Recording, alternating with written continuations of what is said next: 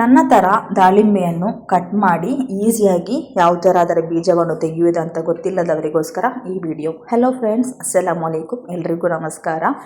I am Azmi from Mangalore. ಇವತ್ತು ನಾನು ಈ ವಿಡಿಯೋದಲ್ಲಿ ದಾಳಿಂಬೆಯನ್ನು ಈಸಿಯಾಗಿ ಕಟ್ ಮಾಡಿ ಯಾವ ಥರ ಅದನ್ನು ಓಪನ್ ಮಾಡೋದಂತ ತೋರಿಸ್ತೇನೆ.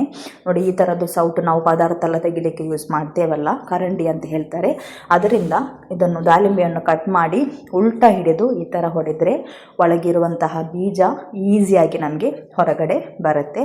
ಸೊ ಯಾರಾದರೂ ಆಲ್ರೆಡಿ ಈ ಥರ ಮಾಡಿದವರಿದ್ದರೆ ಇವುಗಳೇನೋ ದೊಡ್ಡ ಶೋ ಮಾಡೋದಂತ ಅನ್ನಿಸ್ಕೋಬೇಡಿ. ಕೆಲವರು ಗೊತ್ತಿಲ್ಲದವರು ಇರ್ಬೋದು ನನ್ನ ಥರ, ಅವರಿಗೆಲ್ಲ ಯೂಸ್ಫುಲ್ ಆಗ್ಬೋದು ಅಂತೇಳಿ ಈ ವಿಡಿಯೋವನ್ನು ಮಾಡ್ತಾ ಇದ್ದೇನೆ. ನೀವು ಯಾವ ಥರ ಕಟ್ ಮಾಡೋದು, ನೀವು ಯಾವ ಥರ ಅದನ್ನು ತೆಗೆಯೋದಂತ ನನಗೆ ಕಮೆಂಟ್ ಸೆಕ್ಷನಲ್ಲಿ ತಿಳಿಸಲಿಕ್ಕೆ ಮರಿಬೇಡಿ.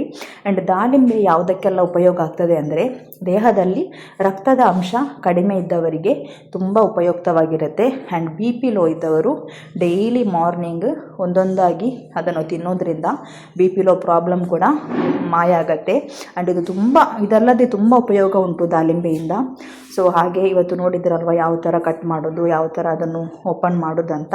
ಈ ವಿಡಿಯೋ ನಿಮಗೆ ಇಷ್ಟ ಆದರೆ ಲೈಕ್ ಮಾಡಿ, ನಿಮ್ಮ ಫ್ಯಾಮಿಲಿ ಫ್ರೆಂಡ್ಸ್ ಜೊತೆ ಶೇರ್ ಮಾಡಿ, ಅವರಿಗೂ ಇದು ಉಪಯೋಗ ಆಗಲಿ.